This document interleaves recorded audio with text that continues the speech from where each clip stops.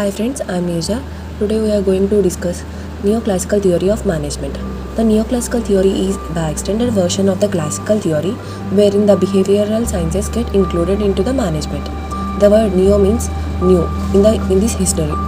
According to this theory, the organization is the social system and its performance does not get affected by the human actions. There are two main sources of neoclassical theory. The first one is human relationship approach and the second one is behavioral approach. We will discuss elements of neoclassical theory in this one. Means neoclassical theory recognizes the importance of individual employees within an organization. It acknowledges their unique needs, motivations and behaviors which can significantly impact their performance and job satisfaction. There are 6 elements. We will discuss one by one. The first one is work group. It suggests that employees are not isolated individuals but often work together in groups and the dynamic of these groups can influence their performance and job satisfaction. And second one is participative management. This theory sets advocates for involving employees in decision-making process. Participative management encourages employees to contribute their ideas and opinions, fostering a sense of ownership and commitment to the organizational goals. And third one is employee-oriented. This promotes an employee-centered approach to management. It means that managers should consider the well-being and satisfaction of employees as a primary concern, recognizing that content and motivated employees are more likely to contribute positively to the organization. And fourth one is motivation. Neoclassical theorists like Douglas M.C. Greger and Friedrich Hebert delved into the psychological aspects of motivation. They emphasized factors such as recognition, achievement, and responsibility as key drivers of employee motivation behind mere monetary rewards. Leadership and democratic style of leadership. Neoclassical theory supports a democratic leadership style where leaders involve employees in decision making and seek their input. Their approach enhances employees' participation, satisfaction, and commitment to organizational goals. And sixth one is employee development. Neoclassical theory stresses the importance of investing in employee development and growth. It recognizes a strong connection between employee learning, job satisfaction, and productivity. When employees see opportunities for skill enhancement and career advancement, they are more likely to be engaged and productive. By considering and addressing these elements, organizations can create more supportive and engaging work environment, leading to improved employee satisfaction and overall performance. This neoclassical theory of management, the first approach is human relations approach. Hawthorne studies gave rise to a new movement which is known as human relations movement. Researchers started investigating the reasons for human behavior at work. The credit for the development of the human relations approach is given to Alton Mayo. Other individuals who contributed are Massey and N.C. Bigger. Hawthorne studies were conducted by Alton Mayo and Fritz in the year 1920 with the workers at the Hawthorne plant of Western Electric Company.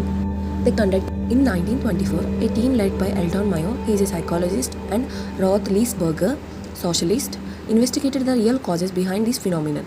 They conducted various researches in 4 phases from 1924. The initial phase of Hawthorne experiments focused on the impact of lighting conditions on worker productivity.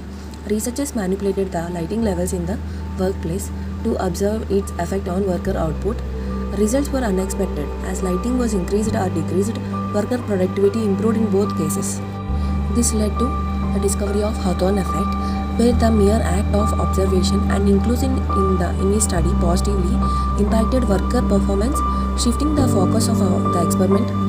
This led to the discovery of Hawthorne effect, where the mere act of observation and inclusion in a study positively impacted worker performance, shifting the focus of the experiment towards exploring social and psychological factors in the workplace.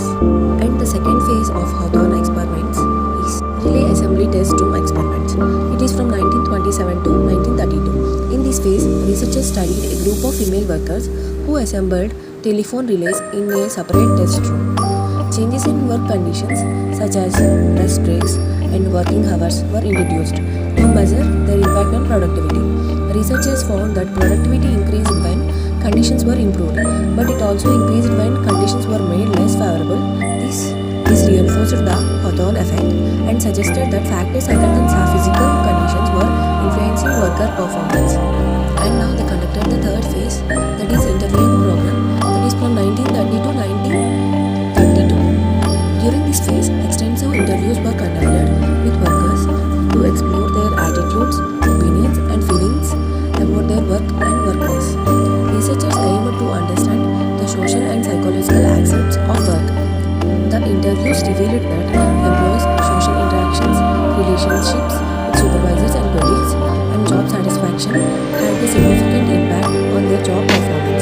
This highlighted the importance of social and psychological factors in the workplace. Fourth phase is bank wiring room experiments. It is conducted from 1931 to 1932. This is the final phase, focused on a group of male workers who wired electrical equipment. The features introduced a piece-rate incentive system where workers were paid based upon their output. This experiment aimed to study the effect of financial incentives on productivity. Contrary to expectations, the introduction of the piece-rate system did not lead to significant increase in productivity. Instead, group dynamics and peer pressure within the work group played a more significant role in shaping both behavior and productivity. Overall, the Hawthorne experiments brought attention to the complex interplay of social, psychological, and organizational factors in the workplace.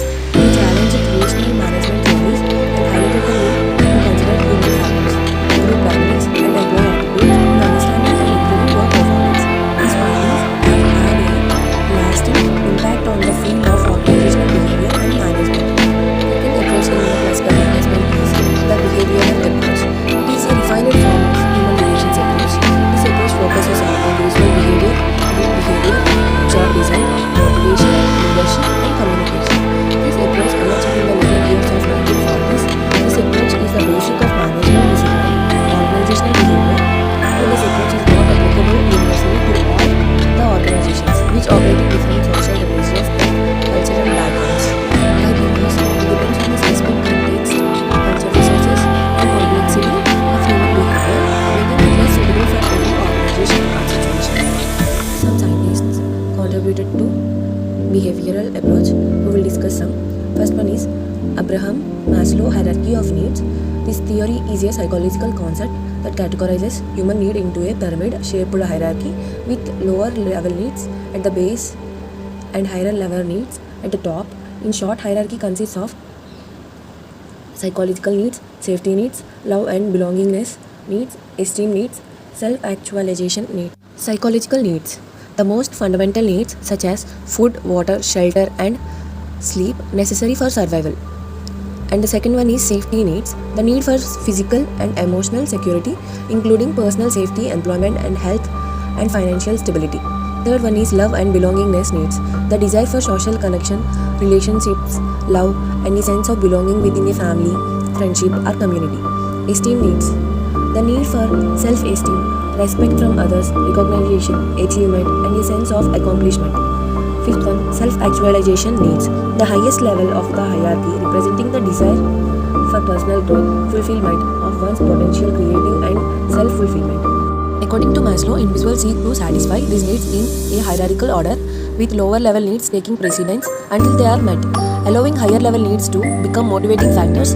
This theory has been influential in psychology, management and understanding human motivation and behavior. We will discuss Friedrich Hebsburg's contribution towards behavioral approach in management through his development of the two-factor theory, also known as motivation hygiene theory. Two-factor theory. Hebsburg proposed that there are two sets of factors that influence employee motivation and job satisfaction. First one is motivational factors, that are satisfiers or hygiene factors.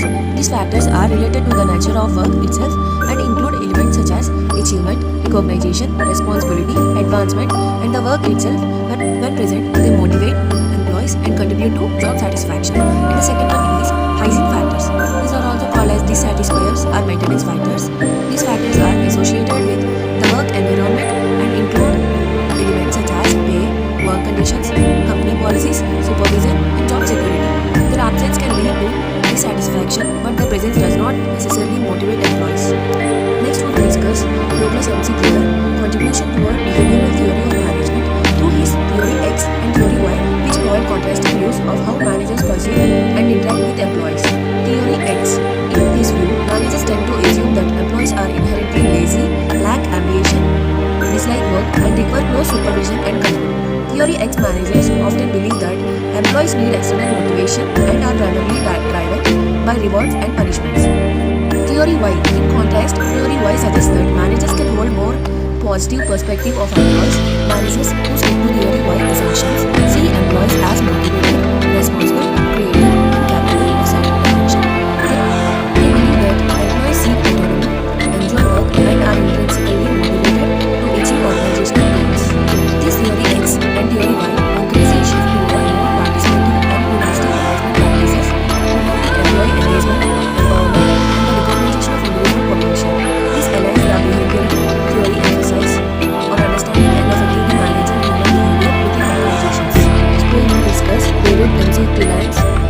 motivation towards behavioral approach. Here we will study achievement motivation theory. It says that this is a desire to set and attain challenging goals, receive feedback, and experience a sense of accomplishment. Individuals with high need for achievement tend to be more goal-oriented, persistent, and motivated to excel in tasks and work-related activities. The theory suggests that manager can enhance employee performance by aligning tasks and goals with an individual need for achievement, providing feedback and recognizing accomplishments. MC Cleland's research also explored how the need for achievement varies across cultures, emphasizing that cultural factors can influence motivational differences. In essence, MC Cleland's theory emphasizes the importance of understanding and leveraging an individual's intrinsic motivation for achievement to enhance performance and satisfaction in work and goal-oriented settings. Thank you. In next class, we will discuss modern management theories.